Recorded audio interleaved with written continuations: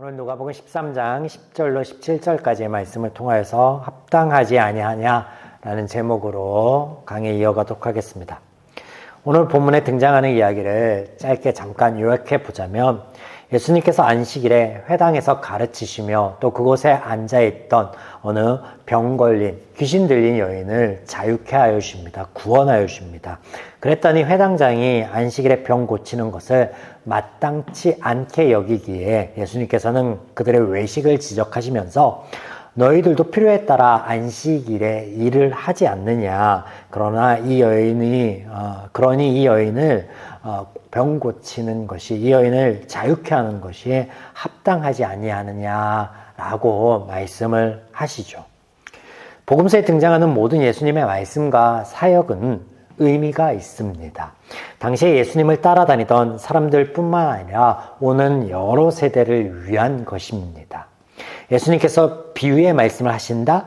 우리를 위한 것이었습니다. 예수님께서 말씀만으로도 충분히 이적과 기적을 베푸실 수 있음에도 불구하고 여러 가지의 퍼포먼스를 보이신다? 그거 우리를 위한 것이었습니다.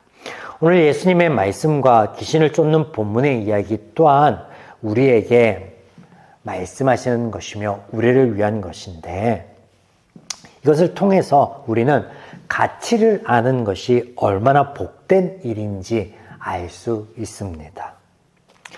또한 예수님께서 말씀하신 것들, 앞단에 펼쳐진 4개의 이야기에 대한 해설과 같은 이야기로 본문을 이해해 볼 수도 있겠습니다.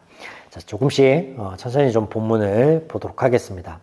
먼저 직전에 우리가 나눴던 말씀을 짧게 요약해 보면 옳고 그름을 분별하지 못하여 화평하지 못하는 죄인들에게 하나님의 열심, 농부의 간절한 바람으로 열매 맺지 못하는 그 포도원의 포도원 주인이 없애고자 할 때 간청하던 그 모습을 통해서 회개, 즉 마음의 변화를 너희에게 이루어낼 것인데 그래서 너희는 화평할 수 있게 될 거야 라고, 또 그런 너희가 세상과 구별된 하나님의 자녀임을 알게 될 거야 라고 말씀하셨었습니다. 오늘 본문 가운데서 회당장이라는 인물이 옳고 그름에 대한 판단하지 못하는 모습으로 등장하고 있는데 예수님의 말씀하신 것처럼 그런 모습을 보이고 있다라는 거죠. 하나님의 말씀처럼 모두가 죄인이기에 회당장이라는 직책은 사실 의미가 없겠으나 사람들의 생각에는 그는 하나님의 말씀을 가르치고 예배를 인도하는 자고 무 백성들의 존경을 받는 자, 하나님과 더 가까운 자라 여겨지는 자이죠. 그러나 이런 백성들의 기대는 산산이 부서지게 마련입니다. 예수님께서 귀신 들린 여인을 그 여인을 자유케 하여 주셨을 때 회당장이 예수님을 향하여 뭐라고 하는 것이 아니라 오늘 본문에 보면 그곳에 모여있는 이들에게 너희에게 6일이나 허락되지 않았느냐, 그날에 와서 병고침을 받아라 라고 그들을 질타하였던 모습을 보게 되죠. 이스라엘 백성이 하나님의 은혜로 약속의 땅에 거주하게 될 때, 그때 그들이 하나님의 말씀 안에서 가까이 하지 말아야 될 이방 민족들과 교류하고 관계를 맺고 그들이 하는 것들이 너무나 좋아 보여서 하나님께 요청한 것이 하나 있습니다. 그것이 무엇이냐면 바로 왕을 세워달라라는 것이었습니다. 왕이 백성들의 일을 대신해 줄 것이다 라는 기대를 하였죠. 오늘 회당장을 바라보던 백성들의 마음과 같이 대신하여 전쟁을 치러줄 것과 대신하여 옳은 송사를 해줄 것을 기대하였습니다. 그러나 하나님의 말씀처럼 이스라엘의 왕은 자신의 안위를 위해, 형제들 위해 군림하는 오만함을 보였고 백성들은 그 아래서 고통을 받아야 했습니다. 오늘 회당장이 예수님의 사역을 걸고 넘어진 키가 뭐냐면 안식일이라는 거예요. 안식일. 그는 죄인이기에 무엇이 옳고 그른지 알지 못합니다. 그래서 화평치 못하는 거예요. 앞단에 이야기한 것처럼. 네. 또 하나님의 안식일의 참 의미와 가치 또한 모를 수밖에 없죠. 안식일은 여러분 쉬는 날이 아닙니다. 안식일은 하나님의 열심으로 우리에게 전하는 평안입니다. 6번의 하나님의 일하심의 끝에 사람이 창조되었고 창조된 사람이 맞이하는 첫날이 뭐냐면 하나님이 창조한 그 모든 것들을 맞이하는 날, 그 끝 무렵이었고 다음으로 그가 맞이한 것이 바로 하나님과 함께 더불어서 하는 안식이었다라는 것이죠. 또 이스라엘이 이집트에서 구원받아 맞이한 안식일 또한 마찬가지입니다.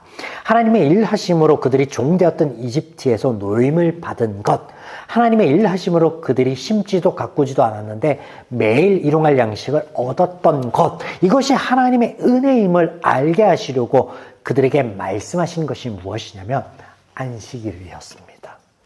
일하지 않는 날이 아닌 하나님의 일하심으로 누릴 수 있는 은혜의 날이 바로 안식일이라는 개념이었다라는 것이죠. 예수님께서 처음 사역을 시작할 무렵 회당에서 하신 말씀을 우리가 오늘 이 회당에서 가르치시고 또 귀신 들린 자를 자유케 하여 주신 것과 더불어서 우리는 눈여겨볼 필요가 있겠습니다. 누가복음 4장 16절에서 21절 제가 읽어드립니다. 예수께서 그 자라나신 곳 나사렛에 이르사 안식일에 늘 하시던 대로 회당에 들어가서 성경을 읽으시려고 서심해 선지자 이사야 글을 들이거늘 책을 펴서 이렇게 기록된 데를 찾으니 곧 주의 성령이 내게 임하셨으니 이는 가난한 자에게 복음을 전하게 하시려고 내게 기름을 부으시고 나를 보내사 포로된 자에게 자유를, 눈먼 자에게 다시 보게 함을 전파하며 눌린 자를 자유롭게 하고 주의 은혜의 해를 전파하게 하려 하심이라 하였더라.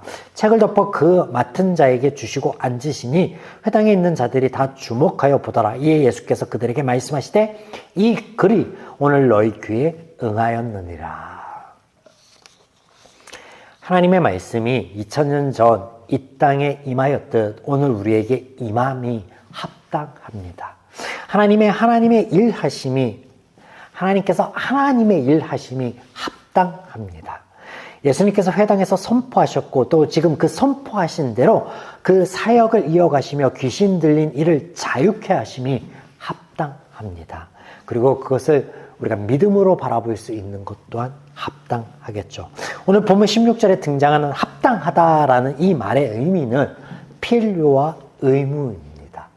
하나님의 일하심은 우리를 자유케 하심은 우리에게 복음을 전하심은 하나님의 필요이자 하나님의 의무다라는 선포를 하고 있습니다. 사랑하는 여러분, 다이아몬드 원석에 관련된 일화를 한 번쯤은 들어보셨을 것입니다.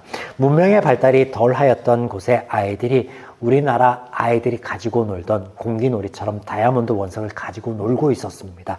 이때 그것을 발견한 서구 열강의 자본주의자들이 그 원석을 아이들로부터 사는데 바꿔오는데 그 아이들에게 무엇을 주느냐?